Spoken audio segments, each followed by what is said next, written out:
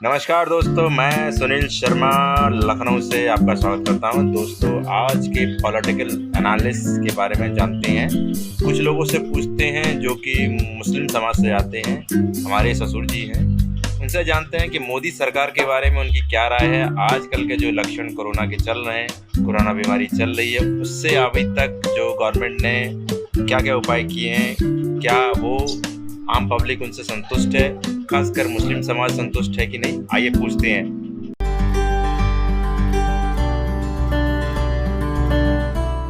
तो ससुर जी बताइए, आप किस तरह से संतुष्ट हैं मोदी सरकार से?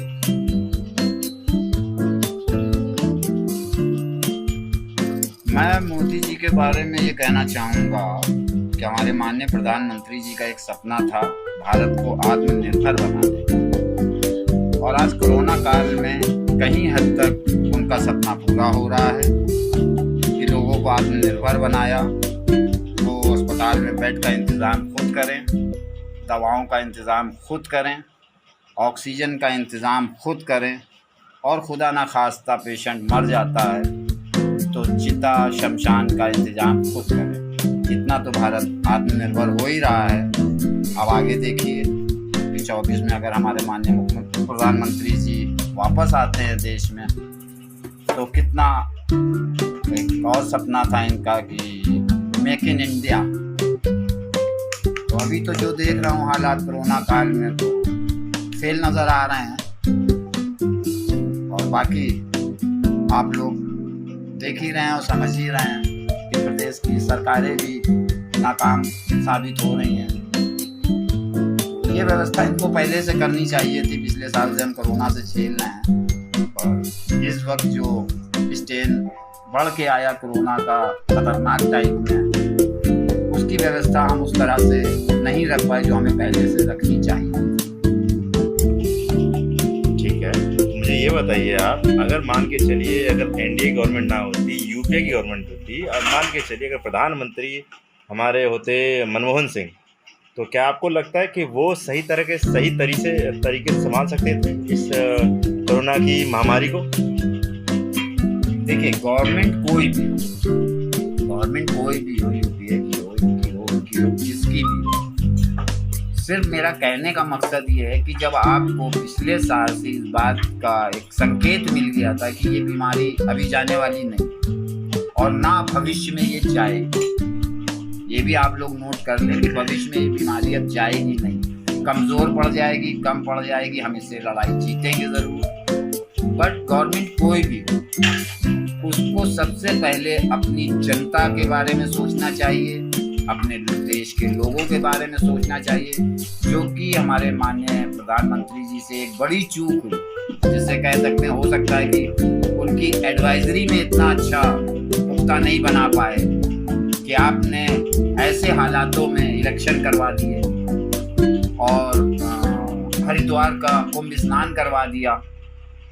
बाकी और भी चीज़ें निकल गईं, होली त्यौहार और भी चीज़ें जा गई, तो इनकी ज़रूरत नहीं थी। हमें अपने देश के लोगों की ज़िंदगी को बचाने की ज़रूरत है। जहाँ तक कि कई जगह पे माननीय प्रधानमंत्री जी भी झूठे मंच पे बगैर मास्क के बंगाल में उन्हीं ने भाषण दिए हैं, तो इन चीज़ों की ज़रूरत नहीं थी। हमें अपनी जनता को बचाना सबसे पहले। सही बात बताइए, अगर सिर्फ बीजेपी ने ही अकेले चुनाव नहीं लड़ा ना, कांग्रेस ने भी लड़ा चुनाव, सबने, सारी पार्टियों ने लगभग चुनाव लड़ा, जिसमें असदुद्दीन अवैसी भी थे, साथ में और भी लोग थे। तो क्या उनके लिए वो दोषी नहीं है? सिर्फ प्रधानमंत्री मोदी ही दोषी है इसमें?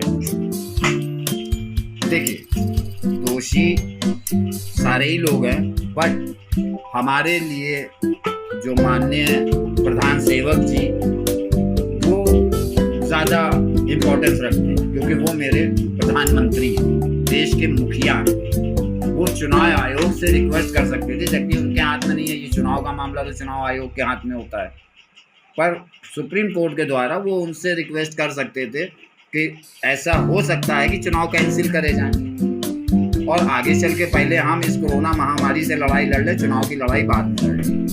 तो ये हर पार्टी को सोचना था, चाहे वो ओवैसी हों, चाहे हमारे वो पप्पू राहुल गांधी जी हों, और चाहे हमारी माता जी, बहन जी, जो भी कह लूँ वो हों। सबको एकजुट होके, एक मत होके पहले बात करनी थी चुनाव से पहले कि चुनाव रद्द किए जाए।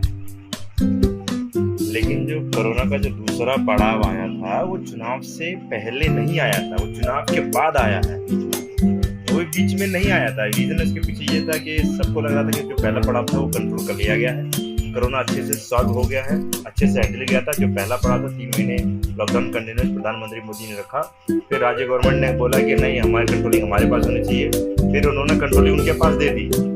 तो क्या मैं ये मान के चलूँ जो दूसरी लहर आई है उसमें राज्यों को दोषी नहीं दिया जाना चाहिए, न कि प्रधानमंत्री को दोषी दिया जाना चाहिए?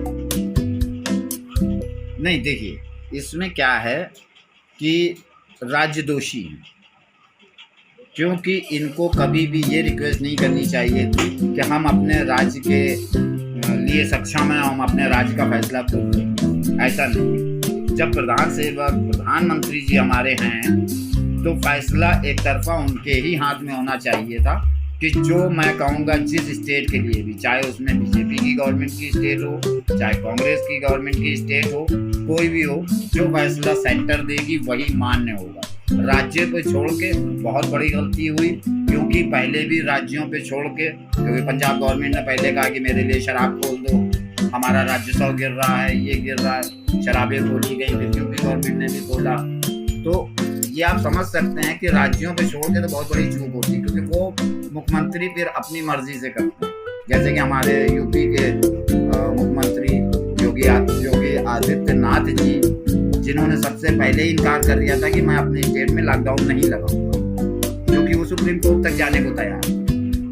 आज हालात ये है कि मजबूर होकर उनको लगाना पड़ा, कि जिसमें एक छोटा सा गलत मैसेज गया कि उन्हीं ने 3-3 दिन का, 2-2 दिन का दे के और फिर 1 हफ्ते का पकड़ा, जिसमें मैसेज गलत ये गया कि मुस्लिम समाज में नाराजगी पैदा हुई, क्योंकि उनकी अलविदा की नमाज भी गई और ईद भी गई।